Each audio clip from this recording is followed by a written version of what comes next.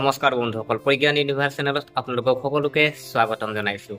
আজি আমি লৈ আহিছোঁ যিহেতু দুটা প্ৰভাৱশালী গ্ৰহ আজি কিছু ৰাশিৰ ওপৰত আশীৰ্বাদ দিবলৈ গৈ আছে। আজি আপোনাৰ শুভ যোগ গঠন কৰিছে। আজি আপোনাৰ কোন কেইটা ৰাশি যি ভাগ্যৱান হ'ব আৰু যিটো আপোনাৰ ধনৰ যোগ আজি আহি আছে তাৰ ওপৰত আমি এই ভিডিঅ'ৰ মাধ্যমত আপোনালোকে গম পাব।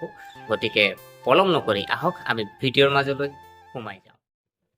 প্ৰিয় দৰ্শক, বৈদিক জ্যোতিষত মতে যেতিয়া দুটা প্ৰভাৱশালী গ্ৰহ ইটোৱে সিটোৰ লগত কোনো বিশেষ কোণত দৃষ্টি সম্পৰ্ক গঠন কৰে তেতিয়াই ইয়াৰ প্ৰভাৱ পৃথিৱীত বিশেষকৈ 12টা ৰাশিৰ আটাইকেইটাৰ ওপৰত পৰে।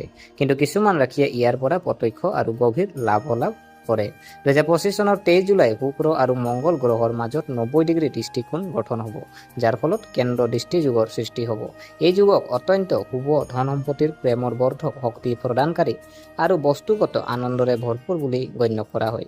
এই বিশেষ যুগৰ দ্বাৰা সৰ্বাধিক উপকৃত হ'ব। গতিকে কোন কেইটা ৰাশিৰ লাভ কৰিব জানো আহক। প্ৰিয় দৰ্শক, প্ৰথম ৰাশি যদি চোৱা হয় বৃষ ৰাশি। প্ৰতিটো ক্ষেত্ৰত সফলতা আৰু মহিমা। শুক্ৰ হৈছে বৃষ ৰাশিৰ শাসক গ্ৰহ। এই যুগ বৃষ ৰাশিৰ জাতক জাতিকাৰ বাবে অতি শুভ, কাৰণ শুক্ৰ আপোনাৰ ৰাশিৰ শাসক গ্ৰহ। যেতিয়াই শুক্ৰই মংগল গ্ৰহৰ সৈতে দৃষ্টিৰ সংযোগ স্থাপন কৰে তেতিয়া বৃষ ৰাশিৰ জাতক জাতিকাৰ জীৱনত বস্তুগত সম্পদ, মানসিক ভাৰসাম্যৰ এক আচৰিত সম্মিশ্ৰণ দেখা যায়। লাভৰ প্ৰধান ক্ষেত্ৰসমূহ যদি চোৱা হয়, ধন সম্পত্তিৰ বৃদ্ধি, আবদ্ধ হৈ থকা ধনৰ উদ্ধাৰ হ'ব, আয়ৰ নতুন উৎস মুকলি হ'ব পাৰে। প্ৰেম জীৱন যদি চোৱা হয়, প্ৰেম সম্পৰ্ক, বিবাহৰ প্ৰস্তাৱ অগ্ৰগতি হ'ব। সৌন্দৰ্য আৰু ফেশ্বন খণ্ড যদি চোৱা হয়, সৌন্দৰ্য, ডিজাইন, ফেশ্বন আৰু শিল্পৰ ক্ষেত্ৰখনত থকাসকলৰ বাবে এই সময় এক সোণালী সময় বুলি প্ৰমাণিত হ'ব। আৰু আপোনাৰ যদি ভূমি বাহনৰ সুখ যদি চোৱা হয়, বাহন বা সম্পত্তি কিনাৰ পৰিকল্পনা সফল হ'ব পাৰে। আপুনি শুকুৰবাৰে দেৱী লক্ষ্মীক গোলাপ ফুল আগবঢ়াওক আৰু ওম ড্ৰাম ড্ৰাম ড্ৰাম সা শুক্ৰাই নম মন্ত্ৰ জপ কৰক। প্ৰিয় দৰ্শক, ইয়াৰ পিছত ৰাশি যদি চোৱা হয় কন্যা ৰাশি। কেৰিয়াৰৰ উত্থান আৰু মানসিক শান্তি। মংগল গ্ৰহ তৃতীয় আৰু অষ্টম স্থানৰ প্ৰভু, শুক্ৰ দ্বিতীয় আৰু নৱম স্থানৰ প্ৰভু। এই কেন্দ্ৰ দৃষ্টিৰ যুগত শুক্ৰ আৰু মংগল গ্ৰহৰ সংমিশ্ৰণে কন্যা ৰাশিৰ জাতক জাতিকাসকলক কেৰিয়াৰ, পাৰিবাৰিক জীৱন আৰু ভাগ্যৰ ক্ষেত্ৰত নতুন উচ্চতা প্ৰদান কৰিব। লাভৰ প্ৰধান ক্ষেত্ৰসমূহ যদি চোৱা হয়, কেৰিয়াৰ বৃদ্ধি, নতুন চাকৰি পদোন্নতি বা বদলিৰ সম্ভাৱনা থাকিব।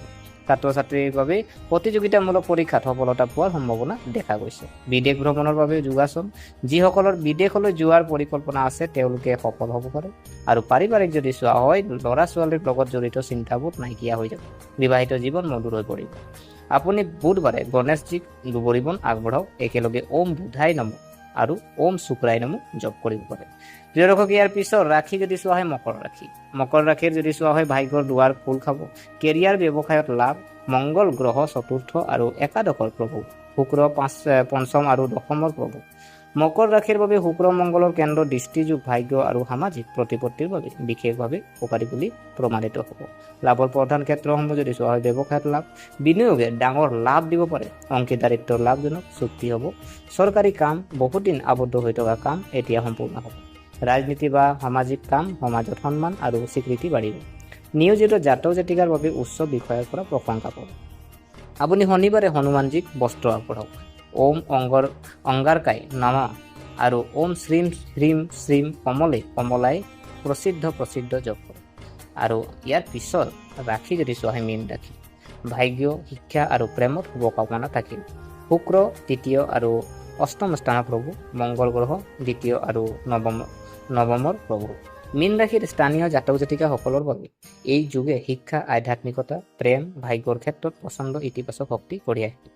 লাভৰ প্ৰধান ক্ষেত্ৰসমূহ যদি চোৱা হয়, শিক্ষা আৰু গৱেষণা, উচ্চ শিক্ষা, গৱেষণা বা বিদেশত অধ্যয়ন কৰিব বিচৰা যিসকল ছাত্ৰ ছাত্ৰী আছে তেখেতসকলৰ বাবে সময় অনুকূল হ'ব। আৰু প্ৰেম আৰু বিবাহ যদি চোৱা হয়, প্ৰেমৰ সম্পৰ্ক বিবাহলৈ পৰিণত হ'ব পাৰে, পত্নীৰ সৈতে সম্পৰ্ক মধুৰ হ'ব। ধৰ্ম ভ্ৰমণ যদি চোৱা হয়, তীৰ্থযাত্ৰা বা যিকোনো আধ্যাত্মিক অনুষ্ঠান অংশগ্ৰহণৰ সম্ভাৱনা।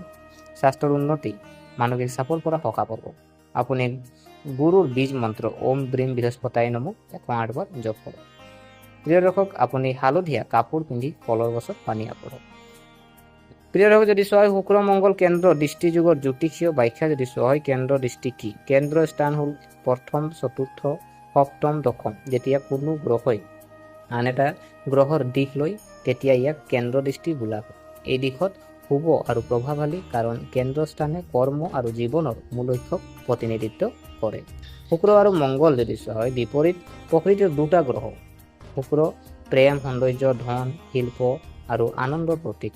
আৰু মংগল গ্ৰহ যদি চোৱা হয় শক্তি সাহস ইচ্ছা শক্তি আৰু সংগ্ৰামৰ প্ৰতীক।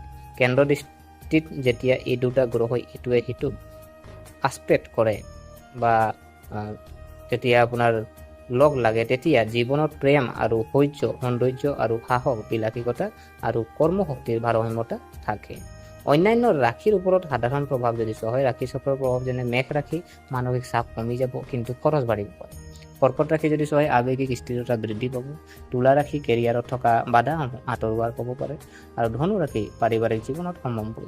এই ৰাশিয়ে সাধাৰণ উপকাৰ পাব কিন্তু বিশেষ উপকাৰ কেৱল বৃষ কন্যা মকৰ আৰু মীন ৰাশিয়ে লাভ কৰিব। শুভ যুগৰ সৰ্বাধিক উপকাৰ পোৱাৰ উপায় যদি চোৱা হয় দ্ৰুতগতিত ৰাখক। শুকুৰবাৰ আৰু মংগলবাৰে দ্ৰুতগতিত থাকিব লাগে। দান যদি চোৱা হয় আপুনি যিটো আপোনাৰ চন্দন হওক গোলাপ চেনীৰ মিঠাই চাউল ৰঙা কাপোৰ এইখিনি আপুনি দান কৰিব পাৰে। আৰু ধ্যান যদি চোৱা হয় ধ্যান আৰু মন্ত্ৰ জপ কৰিলে আভ্যন্তৰীণ শক্তি জাগ্ৰত হ'ব। যোৱা 23 জুলাইত গঠন হ'বলগীয়া যিটো আহি আছে আমাৰ 23 জুলাইত গঠন হ'বলগীয়া শুক্ৰ মংগলৰ কেন্দ্ৰ দৃষ্টি যোগে দীৰ্ঘদিন ধৰি জীৱনত স্থিৰতা প্ৰেম সুখ ধন সম্পত্তিৰ সন্ধানত থকাসকলৰ বাবে শুভকামনা জ্ঞাপন কৰিছোঁ। এই যুগে বৃষ কন্যা মকৰ আৰু মীন ৰাশিৰ লোকসকলক নতুন সুযোগ সুখবৰ আৰু অৰ্থনৈতিক প্ৰগতিৰ বাবে সহায় কৰিব। আপোনাৰ কৰ্মৰ লগত আপোনাৰ ভাগ্যৰ সম্পৰ্ক আছে। প্ৰচেষ্টা আন্তৰিক হ'লেহে গ্ৰহবোৰৰ সমৰ্থন ফলপ্ৰসূ হয়। এই যুগৰ প্ৰভাৱ অনুভৱ কৰক আৰু আধ্যাত্মিক প্ৰতিকাৰেৰে ইয়াৰ সম্পূৰ্ণ সুবিধা প্ৰিয় দৰ্শক গতিকে আশা কৰিছোঁ আপোনালোকে ভিডিঅ'টো চাই ভাল পালে। যদি এই ভিডিঅ' আপোনাক কিঞ্চিত মানুহ লাভান্বিত কৰিছে তেনেহ'লে লাইক কৰিব কমেণ্ট কৰিব আৰু আমাৰ চেনেলটো যদি আপোনালোকে ছাবস্ক্ৰাইব কৰা নাই অনুগ্ৰহ কৰি ছাবস্ক্ৰাইব কৰি আমাক উৎসাহিত কৰিব বুলি আশা থাকিলে পুনৰ লগ পোৱাৰ প্ৰতিশ্ৰুতিৰে আজিলৈ বিদায় মাগিলোঁ। ধন্যবাদ।